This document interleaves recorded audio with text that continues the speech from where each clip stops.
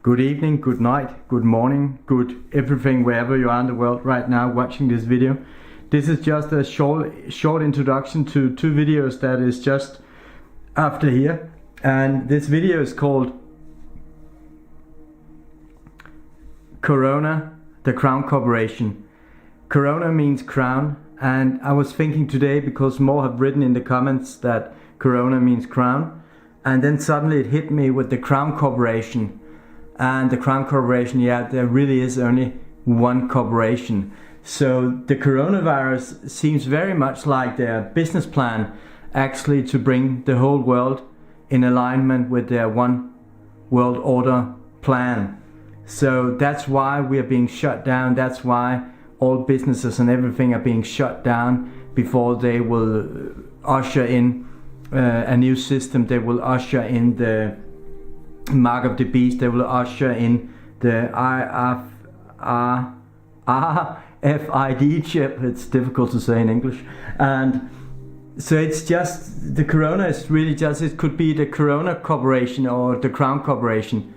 That's actually the same. So this is just a business plan. That's really how I just got it. So that was all I wanted to say, and thank you for sharing, and thank you for caring out there, and thank you for skipping fear and turning on love on a higher level, and remembering that God has not given us a spirit of fear or cowardice. He has given us the spirit of power and love and of a sound mind.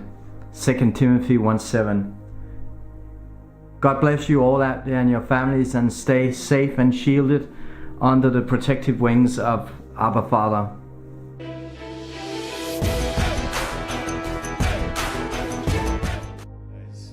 Who were planning to come to this talk, and I posed a question to them: how many corporations are there on this planet?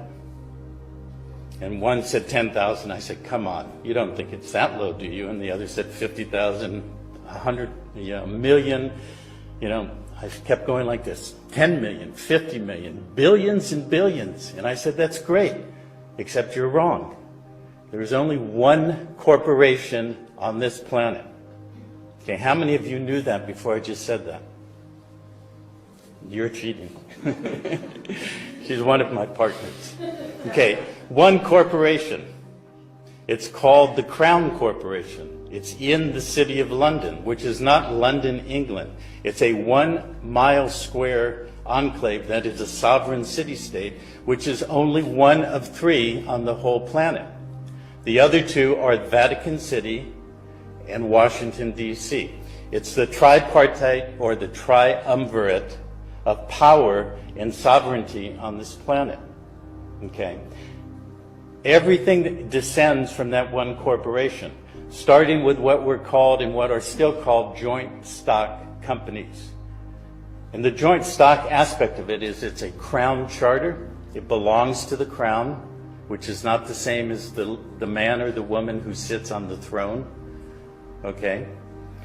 And with those capital investors creating joint stock to access stock, equity, and value or property. Now, I would also suggest to say, how many landowners are on this planet? Okay? How many of you own your house? Do you know you're lying? Okay?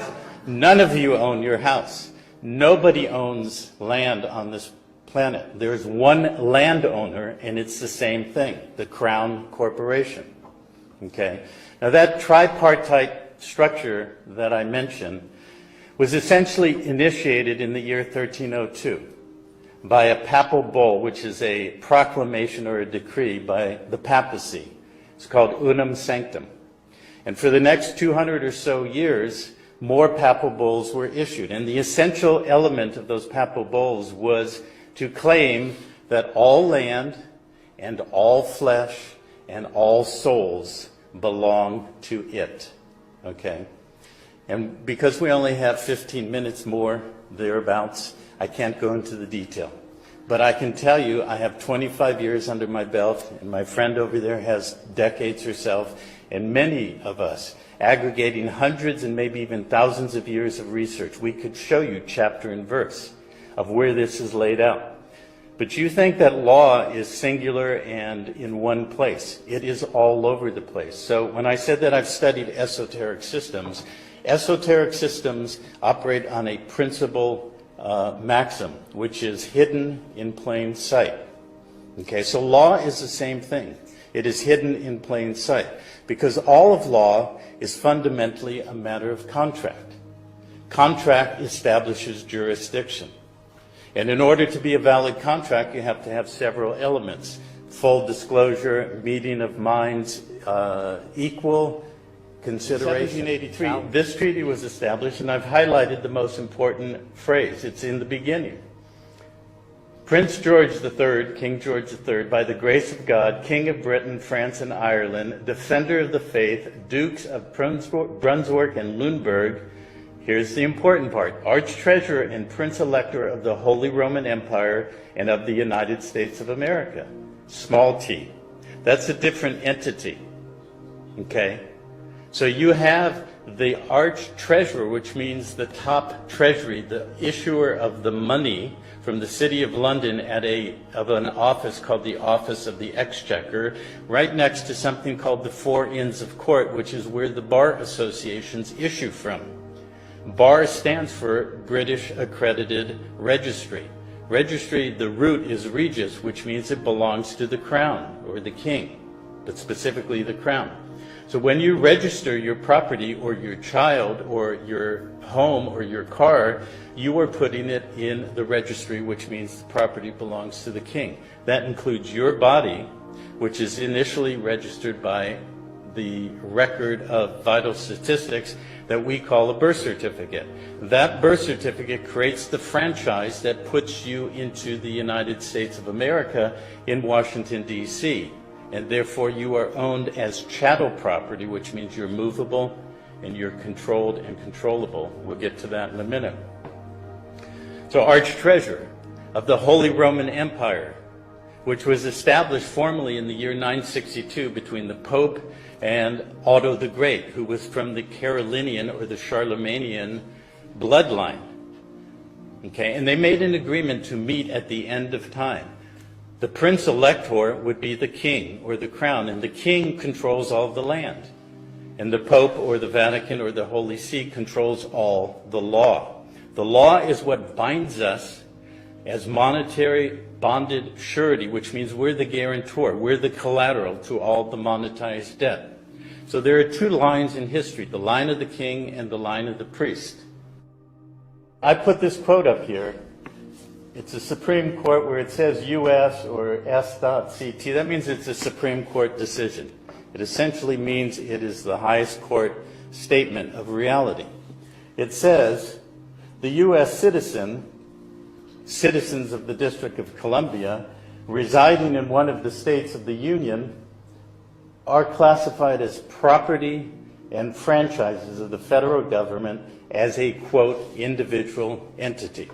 Now you might say to yourself, but I'm not a citizen of the District of Columbia, and that's where you're wrong, okay?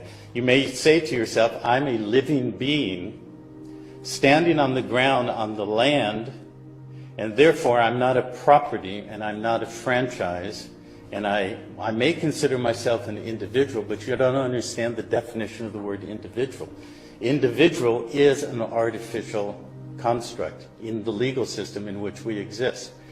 Now, I'm going to talk about the United States, but you have to understand the United States is a corporation through which every other nation on the planet is constructed as a corporation channeled through Washington, D.C., which is the District of Columbia. So when we talk about franchises and property and artificial corporate constructs in the United States, we're talking about it worldwide. There's only 2 or 3 nations that are not corporations or not overlaid by a corporate structure that is not organic in it.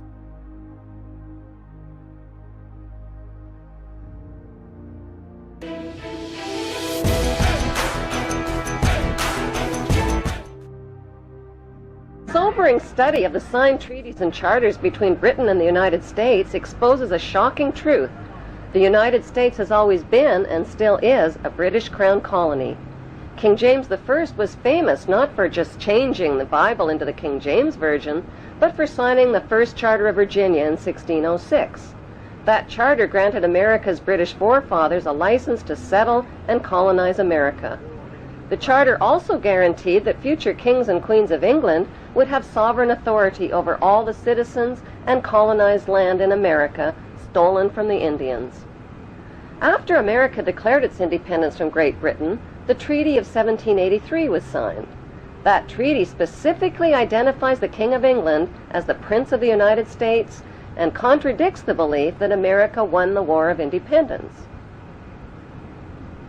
Although King George III of England gave up most of his claims over his American colonies, he kept his right to continue receiving payment for his business venture of colonizing America. If America had really won the War of Independence, they would never have agreed to pay debts and reparations to the King of England. When Congress passed the 13th Amendment to the Constitution, the U.S. President was made subservient to the King of England. The 13th Amendment is called the Title of Nobility Amendment and forbids U.S. presidents and their officials from using royal titles like king or prince or baron. For some mysterious reason, the 13th Amendment, which was ratified in 1810, no longer appears on current copies of the Constitution. America's blood-soaked War of Independence against the British bankrupted America and turned its citizens into permanent debt slaves of the King. In the War of 1812, the British torched and burned to the ground the White House and all U.S. government buildings and destroyed ratification records of the U.S. Constitution. 1 century later, a corrupt U.S. Congress committed the biggest theft in world history. They passed Paul Warburg's Federal Reserve Act in 1913, handing over America's gold and silver reserves and total control of America's economy to the Rothschild banksters. Most Americans still believe that the Fed or Federal Reserve is the government. It is not. The Fed is a privately owned banking system whose majority Class A shareholders are the Rothschilds, Warburgs, Kuhn and Loeb, J.P. Morgan, Rockefeller, Israel Seif, and the Lehman Brothers. This private banking cartel is the Fed and is never audited and never pays taxes. They print and design America's money, which displays their symbols of an Egyptian pyramid, a Masonic all-seeing eye, and the words "In God We Trust." Who exactly is the God they trust? They also collect American taxpayers' money through the IRS. Then they loan it back again with interest to pay for roads, bridges, and other public works.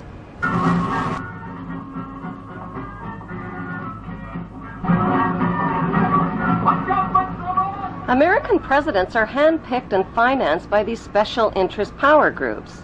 Like George W. Bush, John Forbes Kerry, whose initials are JFK, is a member of Yale University's Skull and Bones Brotherhood.